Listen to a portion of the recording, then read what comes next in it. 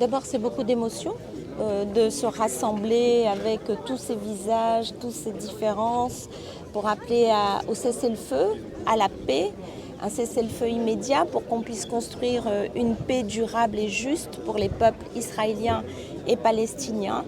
Je pense que c'est un travail qui est à la charge, bien sûr, des grands de ce monde, mais de chacun d'entre nous. Et ce rassemblement, qui est un rassemblement citoyen, c'était aussi pour montrer que la multiculturalité, elle est possible et elle est existante ici chez nous. Alors bien sûr, c'est long, bien sûr, c'est fragile, mais bien sûr que ça existe. Et bien sûr que nous pouvons peut-être montrer là l'exemple à d'autres. Voilà, donc c'était important de remettre au centre des choses la paix. La paix. C'est tellement plus difficile de construire la paix que de faire la guerre.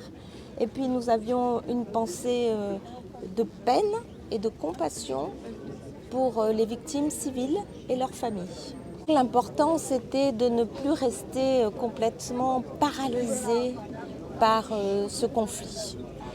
Et le fait de rassembler comme ça sur un parvis d'une mairie, faire monter un drapeau qui portait les colombes de la paix, vous savez, c'est pas si facile que ça. Et donc, ça n'est pas du silence, c'est une expression. Il y a différentes façons de s'exprimer. Il y a les mots, il y a ce que l'on voit, il y a ce que l'on porte, il y a ce qu'on exprime tous ensemble dans notre unité.